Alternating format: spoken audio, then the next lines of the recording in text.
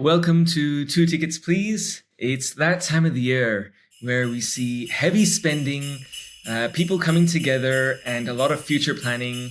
No, it's not Christmas. It's the season of Tata IPL 2025 auction. And today we're diving into the glittering chaos where cricket teams spend like they're on Shark Tank and players cost more than real estate.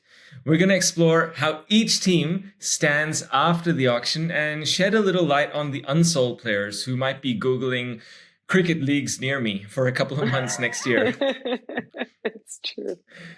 I am Nalin and will be your guide through it all, and I'm joined by guests who have been as clued into it all as I have. The best way I can describe the first guest of today would be that if Microsoft Excel was a person, her name would be Vasu. Welcome to the show, Vasu. Hello. Yes, I've got my Excel ready. Welcome to Vasu's Excel spreadsheet. Yeah, and you look That's like the right. Excel logo as well. So That's right. Not representing an IPL team, but Excel. next, we have the best left-arm bowler I know. If he was in the IPL auction, he would go for more than Mitchell Stark. Welcome to the show, Vipul. Great to be here. Thanks for having me. And finally, the podcast is old enough to have a recurring guest. Now, I'm not surprised she said yes to another episode. She is my wife after all. So welcome back, Geetu. Glad to do the time. Nepotism is real, folks. It is. Now, today we're talking all about IPL, but specifically the IPL auction in the one that was recently concluded. And before we get into it, I just want to talk about IPL in general. I know watching the IPL for me every year is like a cultural experience. The way I start and the way I end that month and a half, I feel like I've gone through this momentous journey with certain teams. For those people who are listening or watching and have never watched the IPL, why do you think they should? What's special about it? Think of it as like the first season of your NBA league. So get in on the ground floor, I would say, and see where it takes you. And I think it's very much still in its infancy. I've really really gotten into it like last couple of seasons. Yeah. It's become a lot more commercial, a lot bigger, seeing like really young and innovative talent coming through, and then sort of goes to showcase like the domestic talent that India has, but at the same time, what an opportunity to see all these global stars, global players sort of gather in one place and just have a smash, I guess. So I don't know, it's fun. It's interesting dynamics, interesting interactions. I think that's what's to watch for me. Yeah. Anyone who hasn't watched cricket or isn't into cricket, I think this is a good into the sport. I feel like it's funny, like even growing up in a place like Australia, in school, whenever we discussed cricket, a common remark that you would get is, oh, but that's like watching grass grow. It's just such a slow process. And I think T20 and perhaps, I'd say IPL more so than just T20. I think that's changed the face of the game. Like it's just fast paced. It's exciting. There's new players to watch out for. You see young talent, as Vipul said. What you're saying has a lot of merit because some players that we know of today are known as IPL legends, more so than legends for their country or something like that. And I think the comparison to the NBA is really interesting because if you think of basketball now, you probably think of NBA. So I wonder if we're heading in that direction with cricket, where the landmark sort of event or competition might be leagues like this, and then national, or international matches and World Cups may have less importance if these kind of things sort of build up more. So it'll be interesting to see. But IPL, is probably still at its infancy. That's true. What's really cool about the IPL is you get to see how your favorite players from different countries interact. And so you might see the like sledging or, just the banter that happens when they're playing for their countries. But then suddenly they're like mates on the IPL team. So I just really enjoy seeing the teams and just like how fun that environment is as well. So I think that adds to the enjoyment of watching the sport. Plus, if you're on TikTok or Instagram, the memes are great. Yes. And which teams do you guys support and why? That's a loaded question, Nalin. This question is too much. I mean, we're not here to sit on the fence, guys, so out with it. I think I'm someone who likes to think that I think with my head and not with my heart. And my head, I think in this case, my heart's always won, because I tell myself differently every single year, but I do support RCB and historically have supported RCB, much to my own detriment and sadness and a lot of disappointment. However, I think the 2024 season, I think Sunrisers really took away a big chunk of my loyalty away from RCB. I think the way that I'd put it is I have no shame in admitting that I support RCB for one player and one player only. But Mohamed Siraj? I didn't realize Mohamed Siraj was such a big fact. That guy is a gem, though. Like, he is just such a lovely guy. So, yeah. Too. I'm supporting the guy he supports as well. Well put. Look, historically, definitely not necessarily strategic at all. Haven't really put together any fancy teams, so to speak. So that being said, definitely followed RCB just because of my heart. And it's paid off, hasn't it? Yes. Yeah. So lots of therapy sessions in. I'm going good. Yeah. Excellent.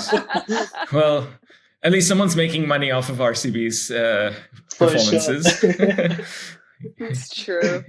Geetu, what about you? I mean, look, I'm not going to say anything unexpected. Obviously, also a very diehard RCB fan here.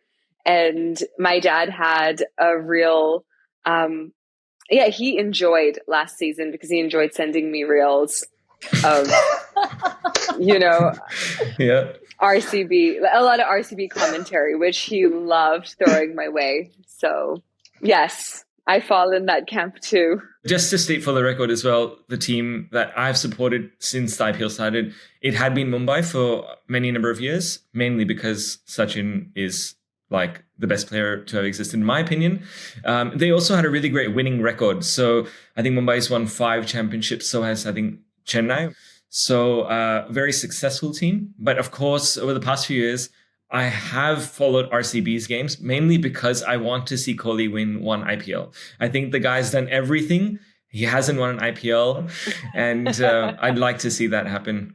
That said, I think watching the IPL is fun as if there's a close contest. So I actually don't want one team to run away with it. I want teams to battle it out. And I think that's where all the fun lies.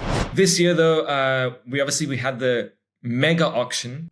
A mega auction's a pretty big deal because it happens once in 3 years. And it generally leads to kind of like a big shakeup of where players are and what the teams look like. So, which is why this auction was quite monumental, because it really sets the tone not just for this next season, but I guess the next 3 years for all these teams. A lot of money was spent, by the way, at the auction this year. I was looking at it. 639 crores were spent at the auction, but 44.5% was spent on bowlers.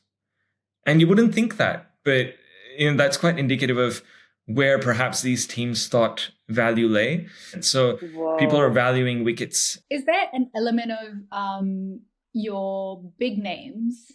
Are they mostly bowlers?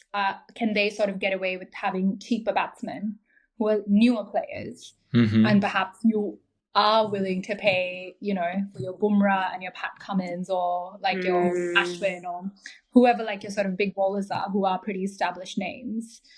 Because if I think about it, I can think of a lot of big hitters who are the younger ones.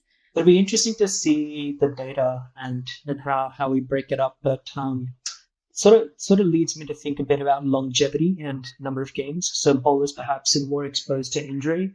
Maybe you want a few extras under your belt, for the later part of the season. Sort of hedging your bets that way as well. And perhaps that's why there's a large proportion being spent on bowlers. Do you feel like bowling is harder in the IPL? Potentially. Yeah, I think potentially it is harder. My sense is that a lot of Indian pitches are more batter friendly. Actually, now that I think about it, I remember a Siraj interview from this season where he was saying how the conditions have been really tough for bowlers in the IPL. So perhaps that's where part of the challenge lies as well. Well, that said, though, the biggest buys this year, Rishabh Pant, 27 crores, Yikes. broke the new record for the most expensive player purchased. Vipul, as our resident tax consultant, do you think Rishabh Pant will be one of the highest taxpayers in India next year? No, not by a long shot. I think he'll be beaten by all the people sitting in that auction room. But what are your thoughts? Rishabh Pant purchased for 27 crores by LSG. Good move, bad move? Good. I think maybe a good move for him to step away from Delhi, especially with Ponting leaving as well. Perhaps don't know what sort of opens up there. But whether LSG is better than Delhi, I'm not sure. I mean, great for his purse. Good on him. More power to him. And you can always obviously see the valuation if you try and break down what is the buyer paying for. It'll be interesting to see. If only we had like an economist on the podcast. It'll be interesting to see how you value these players. But because he's got like that captaincy experience. He's a batter. He's a wicket keeper. A watchable player. So that personality or that brand value. So he sort of ticks all the boxes as well. So I think not in hindsight, not a surprise that he's the biggest buy. I think I agree. Not a surprise that he's the biggest buy. Definitely surprised by the number, though. I think a simple way to put it is I think LSG needs Pant more than Pant needs LSG. Who is LSG's star power without Rishabh Pant? He is a very entertaining player. He is arguably at the peak of his career where, he's in the national side, no questions asked. He's made his way back into the team as a permanent fixture. He will pull the numbers. He will pull the crowds. People want to watch him bat. People want to watch him in action. 27 crores, though. So 120 crores is the salary cap, well, I suppose the budget for each team. 27 means probably close to a fifth of the budget spent on one player. Critics might say Rishabh Pant is a proven test player, but in the T20 format has not shown the kind of potential that we all expect of him. I wonder when you pay 27 or thereabouts for one player, whether you have enough left in the tank to create a balanced team, or whether there's an over-reliance on one player to, is he going to be scoring 1/5 of all of their runs? But next on the list, and I wonder if this was a surprise to you all, Shreyas Iyer, 26.75 crores. Crickets in the room. That was unexpected. He's one of the biggest beneficiaries of KKR winning last season. He, on paper, he was from the winning team. He captained the winning team. I think when it comes into practice, though, my personal view is that a big reason why KKR won last season was Gautam Gambhir. I am very doubtful about how much of a role Shreyas Iyer actually played in the team's win. I think I'm quite comfortable stating that this is the biggest paycheck of Shreyas Iyer's career. I think just coming off a great high, riding that high, gotten way more money than I think anyone saw coming. Do you think there was some strategic bidding going on there? The team from Delhi Capitals? Yeah. Yeah, he played his hand perfectly, I reckon. That is some of the commentary of whether, his price was inflated by other teams strategically sort of building that price up. Yeah, for sure. Knowing that Punjab was desperate for a captain and, they were going hard for Shreyas Iyer. I wonder if other teams kind of strategically, did make that sort of play on, well, let's try and drain them as much as we can for this player. It kind of escalated very quickly as well. And I think Punjab was left in that situation. You could kind of see Ricky Ponting getting a bit nervy as that was happening because he didn't have any other captain to bid on at that point. I think if you look at the people who were in the mix, the way that I saw it, there were 3 potential captains up for grabs. Rishabh Pant, Shreyas Iyer and KL Rahul. And it's very interesting that the order they were bid on. I don't think it's a stretch to say that Shreyas Iyer can thank KL Rahul and Delhi Capitals bidding this team. And KL Rahul kind of low-key getting lowballed out of this. Well, the other Iyer, also fetched a huge paycheck. Venkatesh Iyer went back to KKR for 23.75 crores. So these are three Indian batsmen getting 20 plus. And I don't know, I never thought Venkatesh Iyer was this big. So rogue. So rogue. So random. Did we see any memorable performances by him last season? I don't even remember him. I mean, I remember Varun Chakravarti way more than like Venkatesh Iyer from that team. Like, I don't understand anything about that.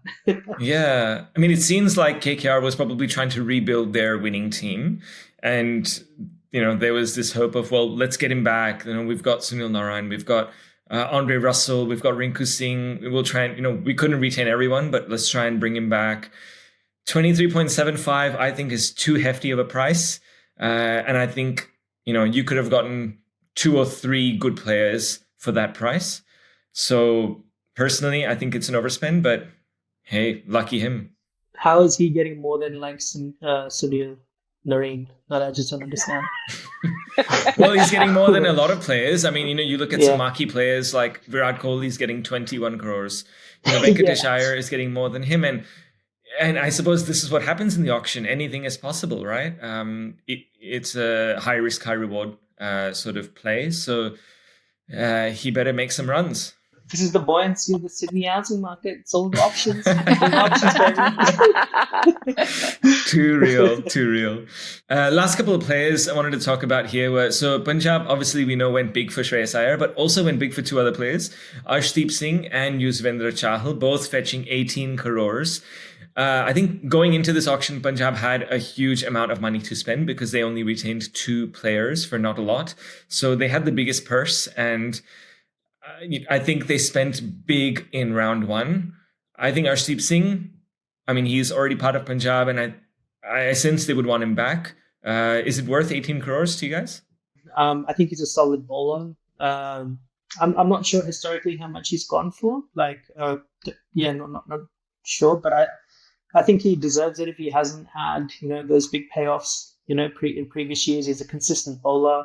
But again, very much, I think, fortune with him that his name came out pretty early on as well. For comparison, Bumrah's also being retained for 18 crores.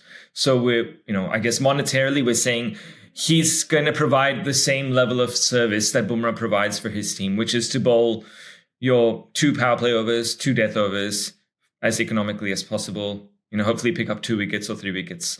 So, perhaps you can see why he's getting 18 crores for that. It's the job description, right? That's what he's been tasked with.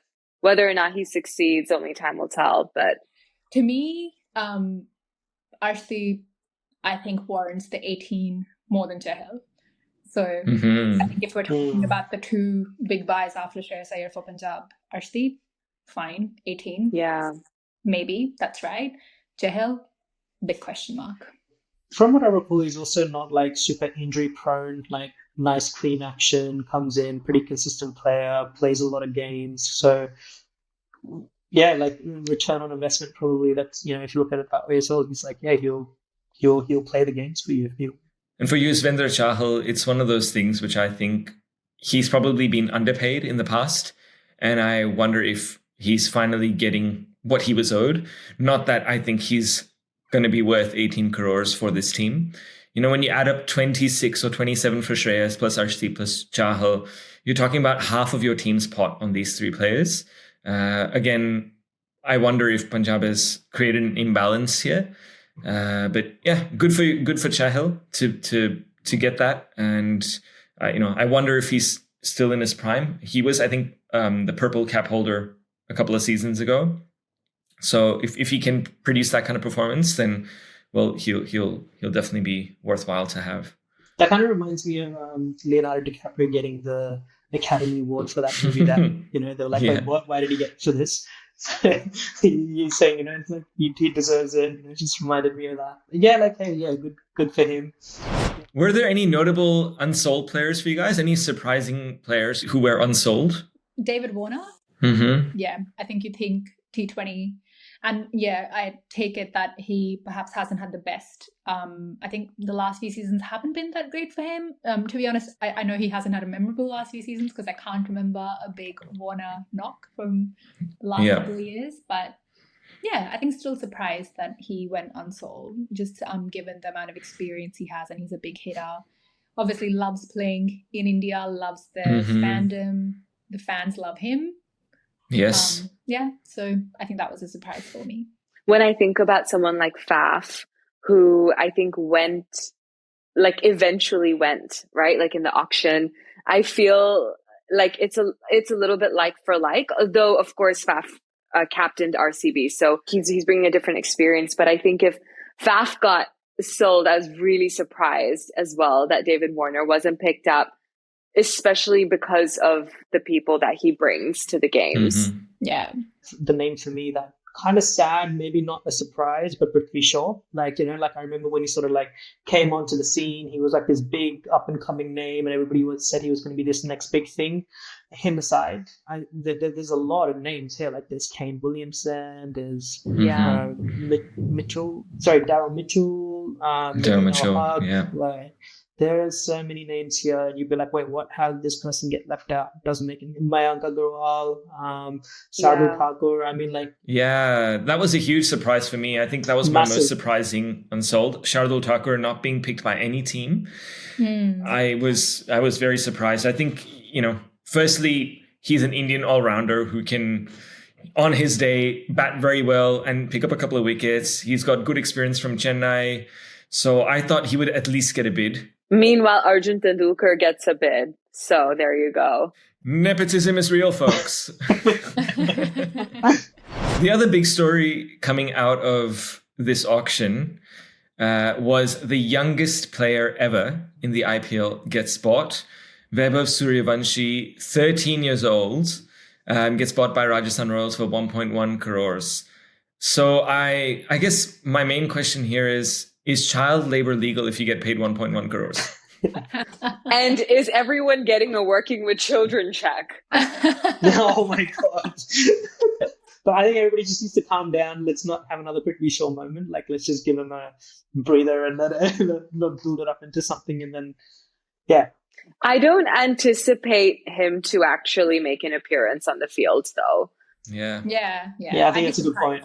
I'd be surprised to see him. I think there's such a fine balance when it comes to sports people, because obviously you pick up that talent, you spot that talent and you want to nurture it from a young age. But the fame that comes with cricket, especially in a country like India, and, the IPL has only sort of taken that 10x. So yeah, I think everybody needs to be quite mindful and careful about how they handle this and how they handle his career. Let's look at, let's go alphabetically. I'm keen to hear your thoughts on how they are placed after this auction. How do they do?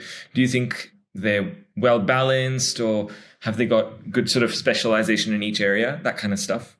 So yeah, Chennai Super Kings. Yeah, lots of spinners. So tells you about the Japak, I guess. Yeah, that's tells true. You about the strategy there. Yeah, I think it's looking good. Like your openers are decent. I'm guessing. My assumption is that Gaikwad and Conway will open.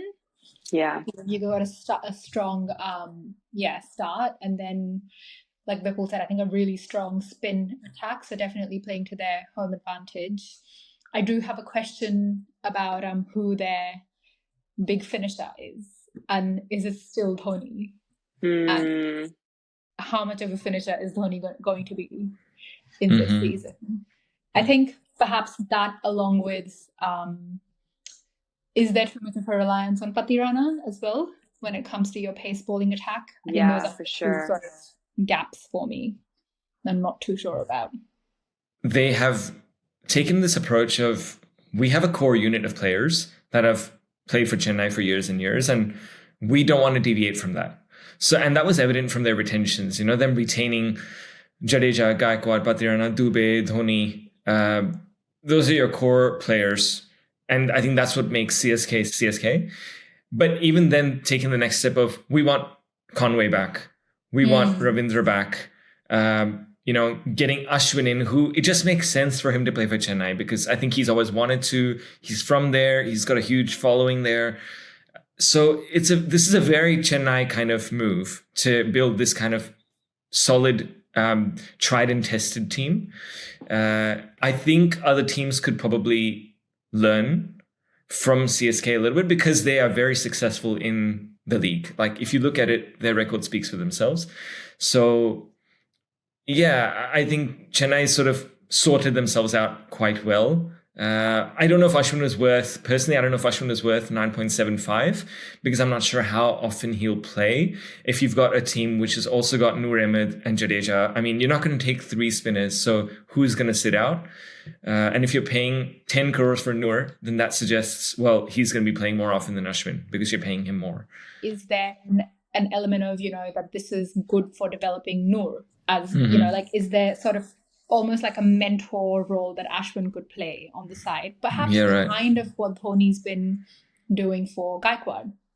You know that these players only have, I don't think Ashwin and Dhoni are going to be playing for much longer.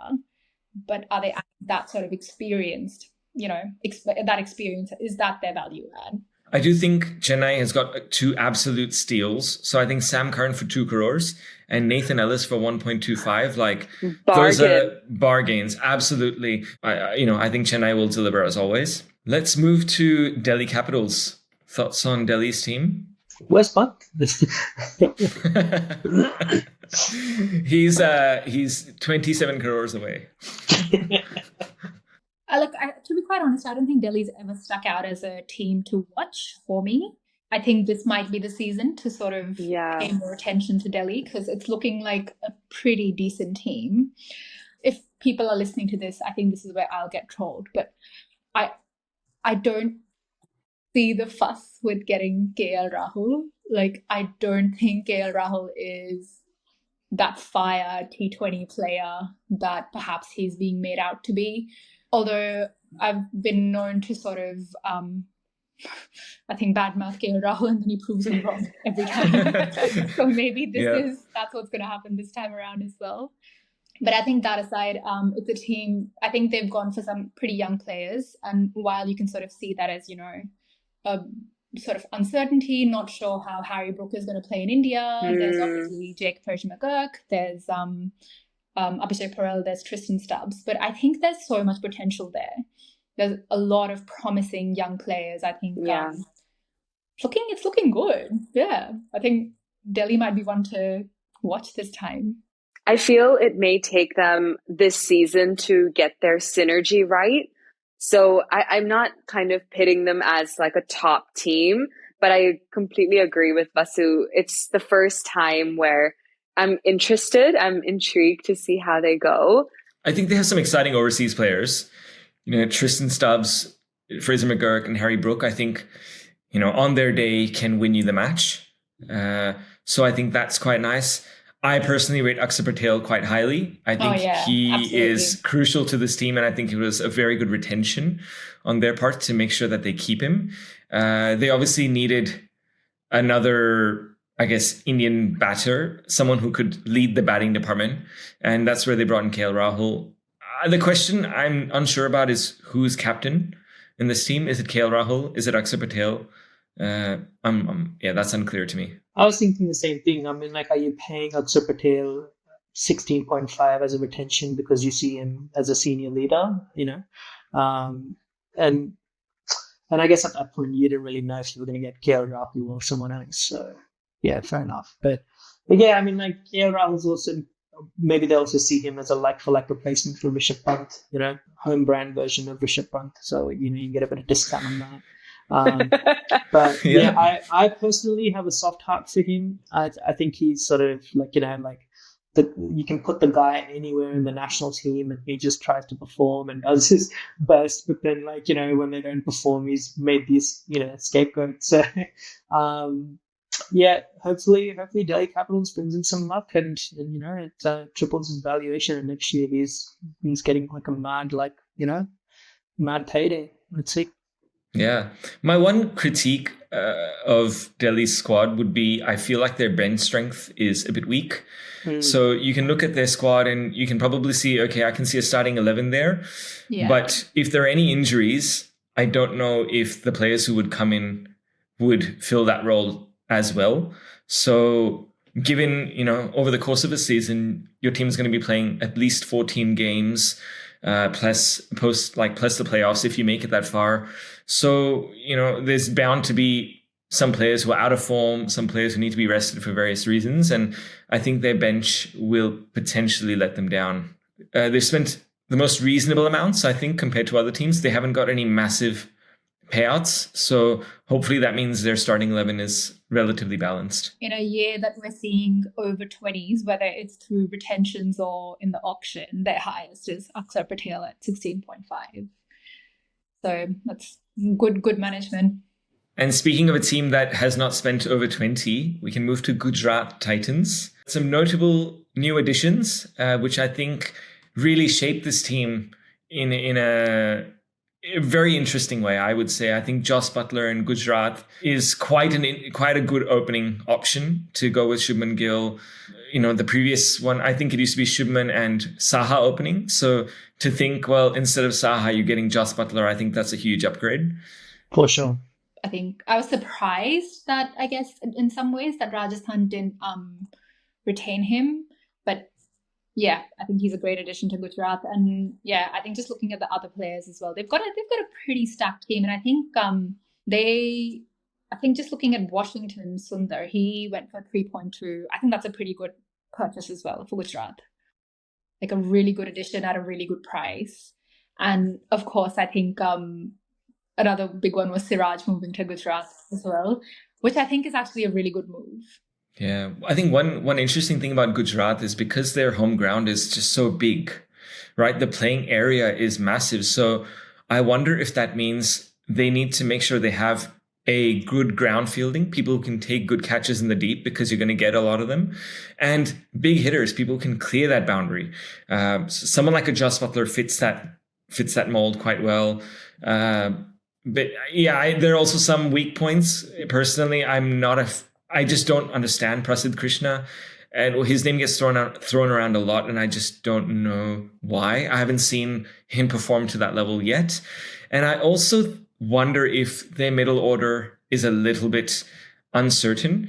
You've got a good opening pair. You've got some good bowlers. You've got a stack of all-rounders there, but who is going to bat in the middle? In the past, they've relied on players like Shah Rukh Khan and Tewatia who just haven't really delivered. So, who's your finisher? That's what I'm wondering here. Are they going to play a Glenn Phillips or not? So I think some questions that will be answered when we see them take the field. I think I also don't yet feel super confident with the captain. I think Shubman Gill as a player, absolutely happy to back him. I think there's still a little bit of development to go with him as a captain. I think they're the ones to watch for me. I think this team's going to surprise us this season. Moving on to the previous winning team, the Kolkata Knight Riders. My opinion on the team currently is that I think KKR needs Sunil Narine to have a similar standout season to stand a chance again. I think they're dependent on 2 or 3 very select players. And if they don't deliver, I think it's going to be a rough watch. It's also interesting that they gave up Phil Salt, I thought, because obviously he was such an explosive player last season. But yeah, I agree. I don't know if that leaves a lot for Narine to do.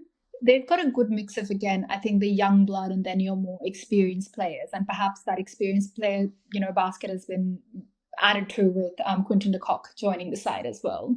And is the sort of understanding that Venkatesh Iyer is now going to be the captain? Well, for 23.75 crores, he better be. I don't know who else is.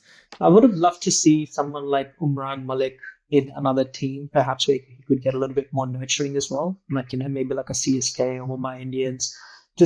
I feel like this guy's got potential, man, for him to go for 0.75 crore. Yeah. It's I also wonder about their bowling sometimes because last season they, as we all know, had Mitchell Starc for a record price. They brought him in. And while he's not there in the team now, I suppose his replacement is Anrik Nortje, who I think is too expensive in the T20 format. So I just don't know if he will deliver what they need from him. I think Harshit Rana is a really good new upcomer. And, I think his 4 overs will be good. But after that, it's kind of like, well, Sunil Narayan, Andre Russell, like the, sort of the old guys will have to drag your way through. So that's what I wonder, when you build a bowling team, you're looking at, do you have players who can give you at least 24 overs? Because one of them is not going to have a good day. So you need to be able to have 24 overs worth of bowling. And I don't think KKR has that personally. Well, the other option is Spencer Johnson if they don't play not yet. So, yeah. Yeah, that's true. Moving on to the other team, which I think was very active and the center of a lot of the spotlight in this auction, which is Lucknow Super Giants. I just noticed I said Lucknow, not Lucknow. The IPL commentary is rubbing off. Lucknow Super Giants. Yeah, thoughts on how their team is stacking up? I have like columns of notes and I have no notes for Lucknow. What does that mean? I don't know. I just don't know. I'm not 100% sure about what their strategy was, apart from get Pant at all costs. Which they did. Yeah. Also, like in terms of, recognizing that IPL is for the fans, I think Uncle G needs to do a little bit of like image work because we don't currently like him. So I feel as if like as fans, we're like, we don't like you. You were mean to KL Rahul.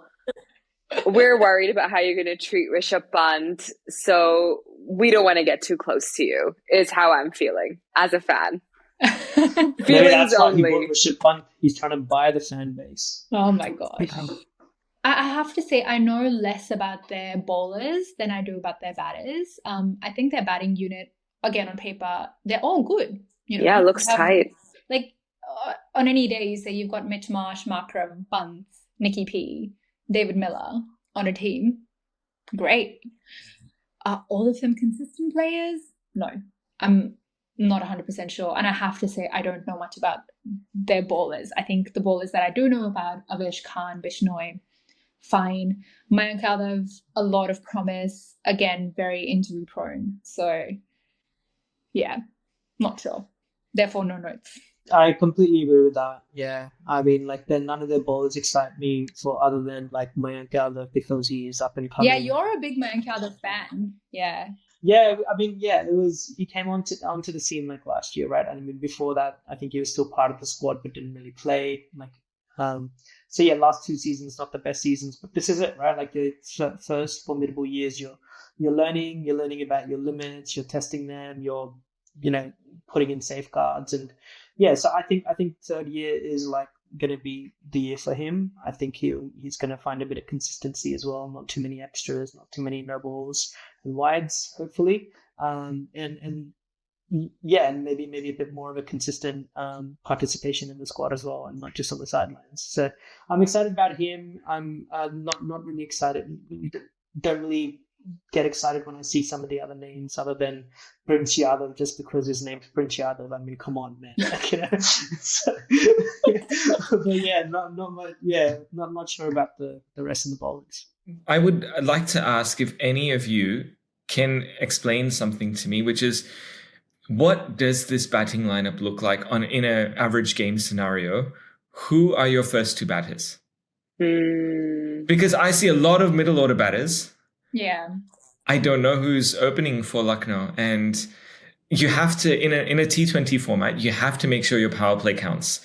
Your first 6 overs are huge; they're vital. So you need to have 2 batsmen who can go and set the right tone, and I just don't know if they've got that. Is it David Miller? I don't know. That's a good question. It's a really good question. I think it has to be Mitch Marsh and Markram. because I can't slot in anyone else into that opening position. And having said that, if it was, when you're looking at that, I don't think either of them open for the national teams, do they? Mitch Marsh might come in. I think Mitch Marsh might open or come at least one down for Australia. Yeah, so possibly. Okay, I'm so excited for the next team. Hopefully you're going to lead us in. All right, so the next team on my list is Mumbai Indians. Woo! Geetu, you're excited. What excites you about the team? Jasprit Bumrah. All right, moving on. This guy can do no wrong.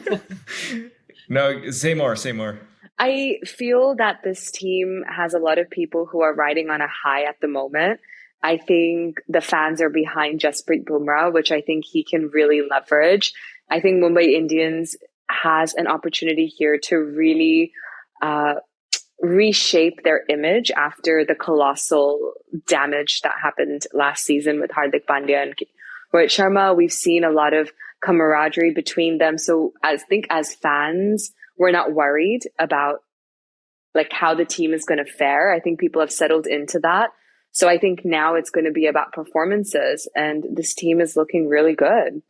I think you raised a really good point about, the post-Civil War team. I'm still waiting for this Netflix documentary because I think it was so dramatic how that all unfolded.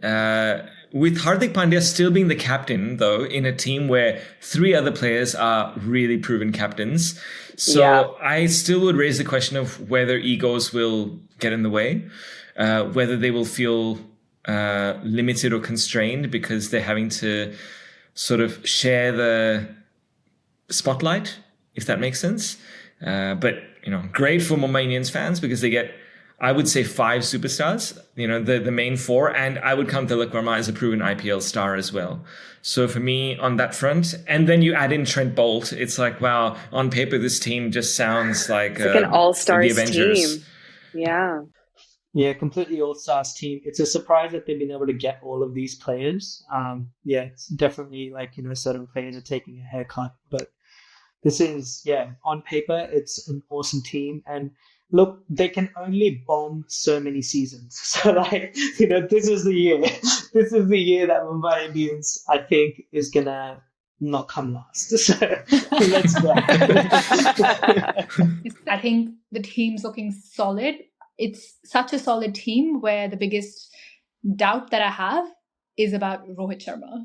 I know. His inconsistency. So that just tells you the caliber of this team where I think from number 2 to number 11, amazing. Like arguably the best person for each number position. Rohit Sharma is the big question mark. Will Jacks coming in. I thought that was a great pickup by Mumbai. I was surprised that and RCB a loss did not to mourn. Yes, for RCB fans, absolutely. I'm surprised they didn't go for him. I mean, if you guys were watching the auction, there was this very interesting and questionable handshake that took place between RCB and Mumbai Indians management when that bid went through. So there must have been some agreement in advance of what that was going to entail. But what I'm most excited to see is Bolt and Bumrah in the power play. I think that will pay for itself. So any team coming up against Mumbai Indians, I think the prospect of 4 out of 6 super power play overs are Bolt and Bumrah. I think they will be very, very concerned. Yeah. Mumbai, I think we all agree, is shaping up to be quite a good team. The one that I think is going to be quite speculative is Punjab Kings. So I want to move on to them. We spoke at the start about how they've spent a bucket load of money on 3 players. That's basically half of their pot. Then they had to build out the rest of their squad. How do you think they did? For the amount of time they took during the auction, this team is interesting. I think they've banked on a lot of inconsistent players. You look at the pickup of Maxwell as an example. I mean, what are you hoping with Maxwell? Let's hope that he pops off, and that would be amazing to see. You look at Astoinis as well, and you just wonder, have they invested to some extent on past performances? Are we seeing like trying to back some Australian players with Ricky Ponting as the coach of the team?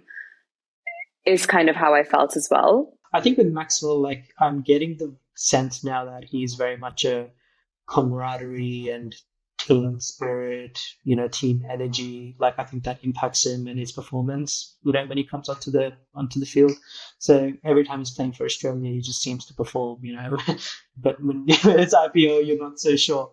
I think with like Ponting being the coach and like few other Aussie players being there gives me a lot of confidence that potentially this will be the season for him again.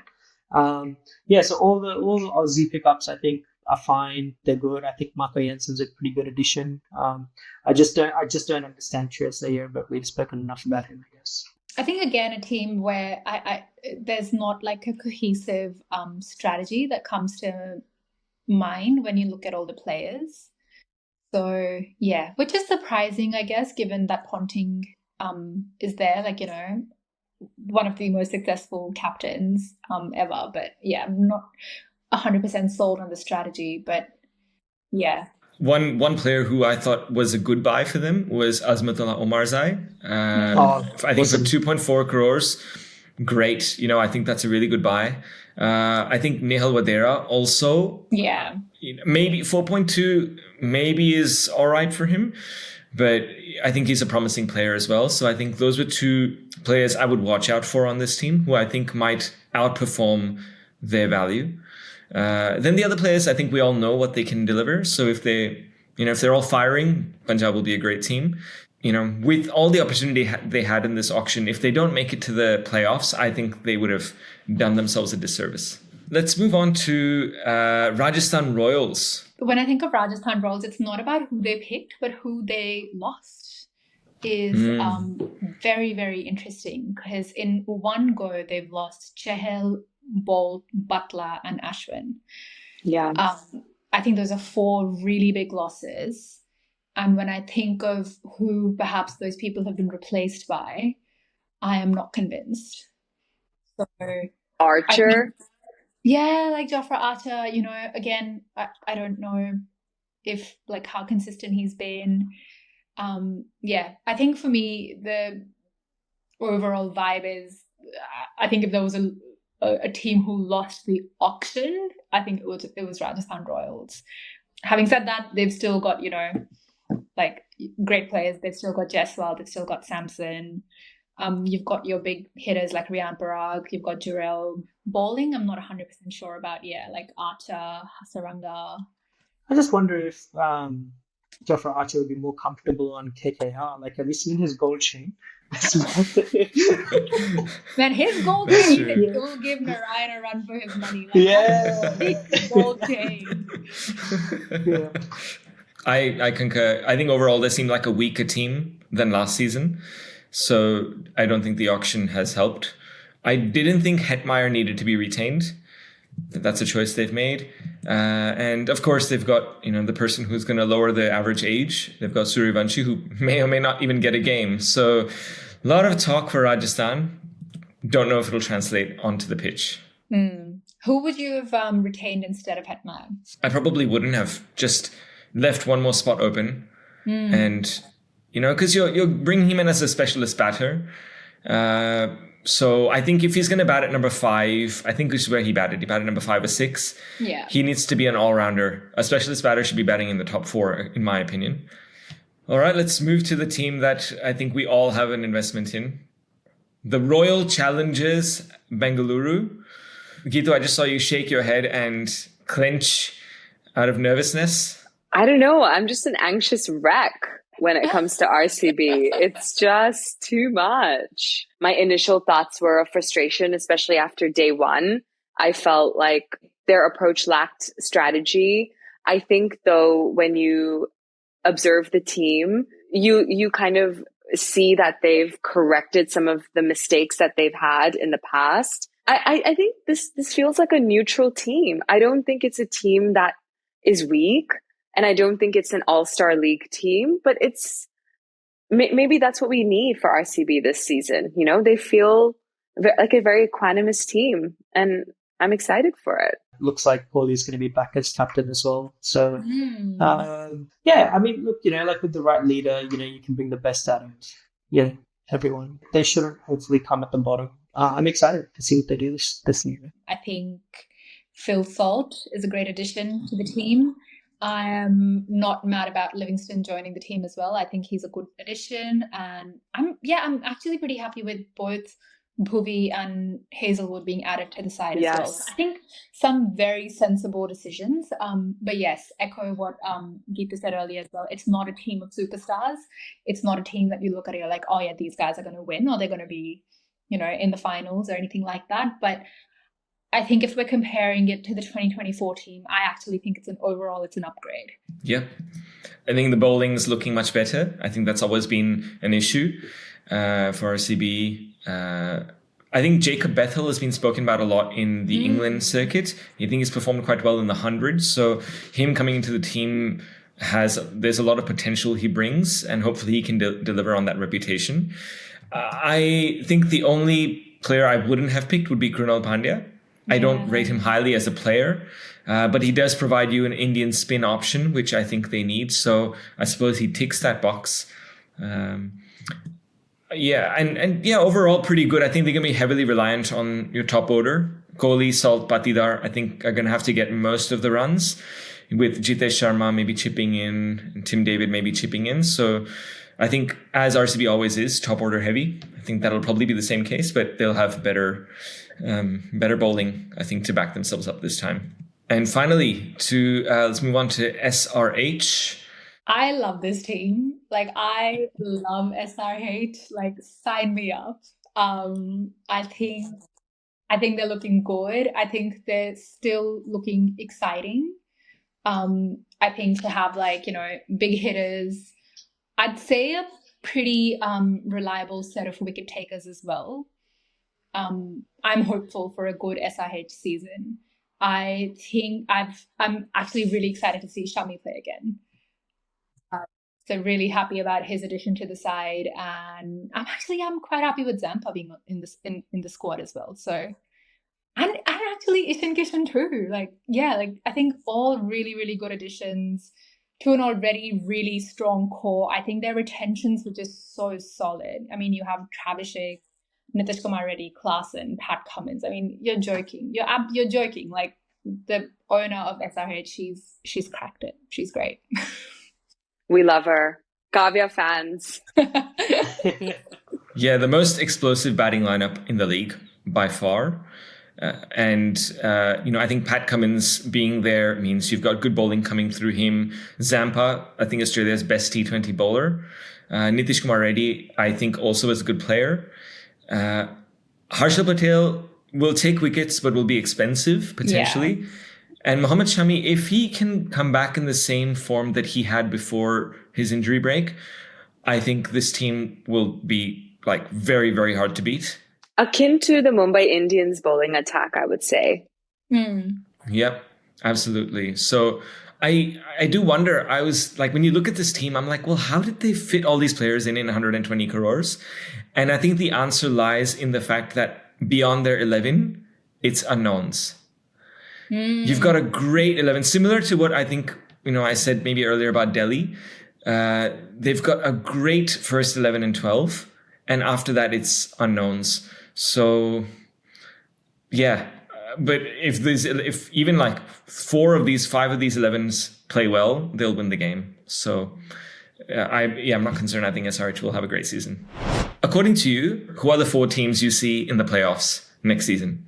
I think the 3 that are obvious to me are Mumbai Indians, Sunrisers Hyderabad, and Chennai Super Kings. Yeah. Mm-hmm. I think the 4th spot, I will say RCB, because you can't let the dream die.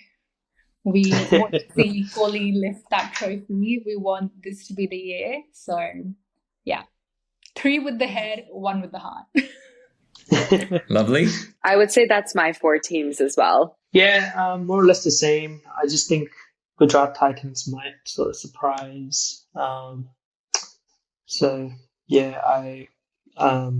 voted enough with the heart, so I'll get rid of RCB and put GT there. And I think that makes 4 of us, because I think I too share a similar opinion. I think Mumbai and SRH, I would definitely expect to see in the playoffs, as well as Chennai. I think they've just got a great all-round team.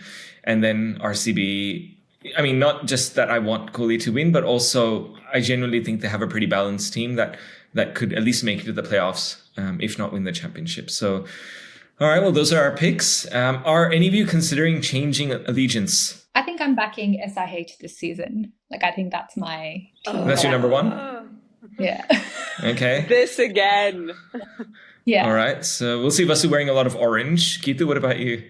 I'm still pledging my allegiance to RCB. I think it's a team that's quite fresh. So the trauma of the last few years, I think those players are no longer kind of there. So I feel like there's some fresh energy. So I'm going to back them. Fair enough. I mean, ride till you die, I suppose. Vipul? Not RCB, I presume. I am actually backing RCB. Yes! Okay.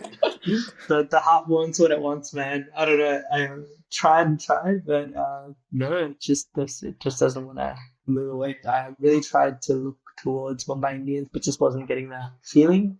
So RCB all the way. I think I'm in a bit of a conundrum, because I think SRH is a very good team, as is CSK, but they're not the teams that I would back as a fan. And I think my allegiance is still staying with Mumbai and RCB. I would like either of them to win. I know that's a divided call, but I just can't pick between them. I want them both to win. I want them to share the trophy at the end. I want it to be a washout. I want them to go to the super over, and then they score the same runs, and then there's another super over, and they score the same runs, and then they look at some ridiculous statistic like who's got more followers on Instagram. And then Virat Kohli will emerge, the winner. Maybe he'll be gracious and be like, let's just share this trophy. That's what my ideal result would be. Gosh. And they're going to cuddle at the end. That is anxiety inducing for me. I need closure.